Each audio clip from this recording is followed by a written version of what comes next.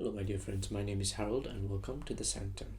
We're going to be diving deeper into the symbolism of numbers in this new series that we're beginning here on the Sanctum. So, the first number that we're going to explore is, of course, the number one, the esoteric symbolism behind the number one, and why it's important to understand intellectually the symbolism of the numbers, and how knowing this and meditating on aspects associated with the numbers can help us connect deeper to ourselves and the divine as well as existence itself. So first of all, I will talk a little bit more about the cosmology of numbers and how creation and the divine itself can form into manifestation through the first 10 numbers. So let's start first with the number one. So the number one is the monad. It is wholeness. It is completeness that comes down into oneness, which is the number one. It is the point. So when we are aware and we're here in the now, we are bringing our awareness to the present moment. And this is helping us connect to the center. So the center of the circle is a point. That point is the number one. It is the all.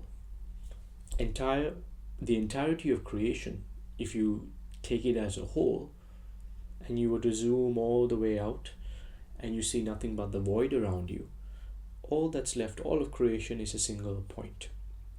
So this single point, the all, the one, can be linked to unity, to divinity itself, the single pointed existence and awareness that is limitless and unchanging in nature. This is why a lot of people say that when they meditate and they get to a certain state of awareness, they feel at one with everything. They reach a state of oneness. This oneness is the numerical expression of divinity itself as a monad. So we can go deeper with this. So to understand more about the number one, we can even look at the number two. So for example, if number one is single pointed awareness, now if we add a second point, the point becomes a line. Okay, because when we connect the 2 points, we get a line. So this single pointed awareness, if we were a being experiencing everything as a point of awareness and there was nothing else, this would be zero dimensions. We'd be experiencing a zero-dimensional awareness. But when we put a second point, now there's duality, there is two. So now there is a way one-pointed awareness can become aware of two-pointed awareness, because there is something to bounce off. The reflection can take place because there's two rather than one. So when this happens, we create a line.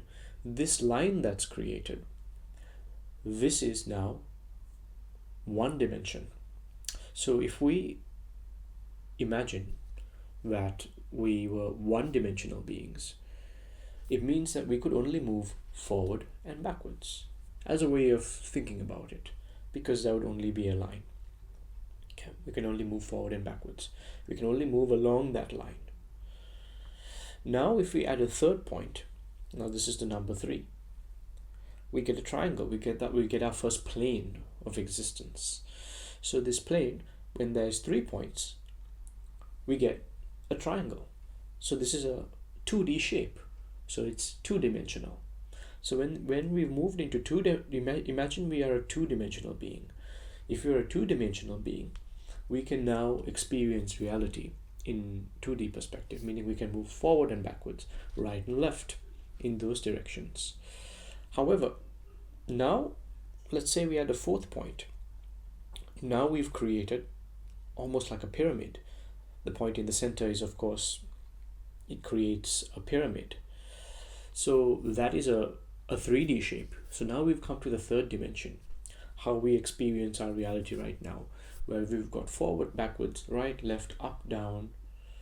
We've got all of these directions that we can move in, and we have this experience of space and time. We've got 3 dimensions.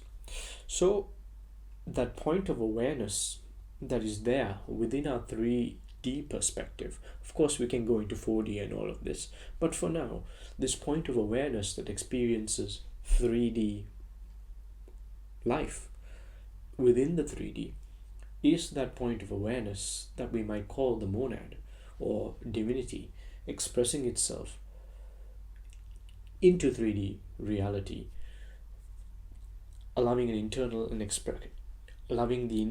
the external to communicate within itself, which is why we have an internal world and an external world. We have this duality of internal and external. Okay, so this is why communication takes place between the internal and the external.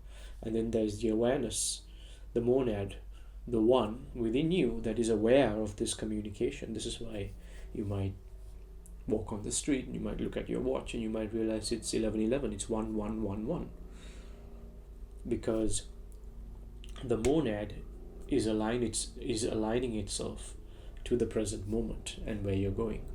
So it's creating this alignment where the awareness is being brought to an external synchronicity that is reflecting the nature of your internal world. So a practice, this is why it's so important, not just to develop mesmeric power and focus,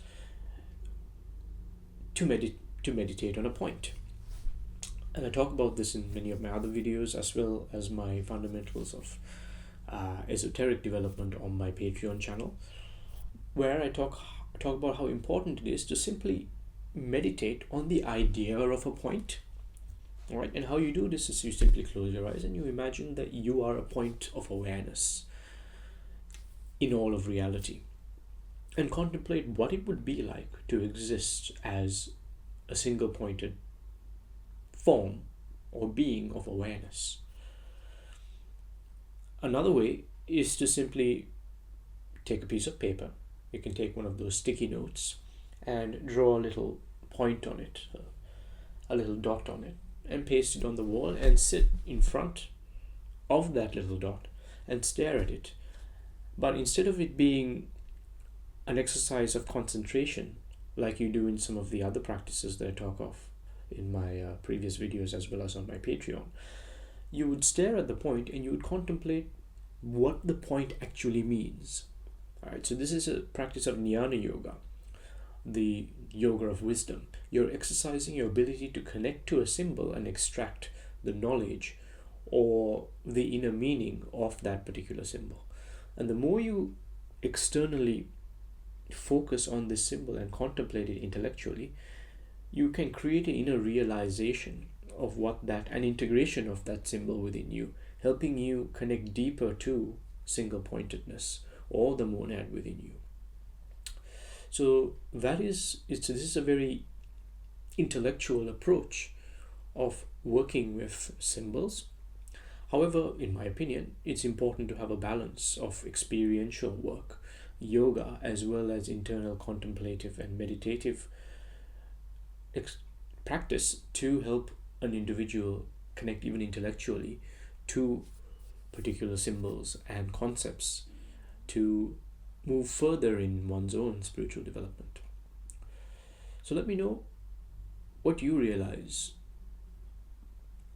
by commenting in the description box below in relation to the point and the number 1.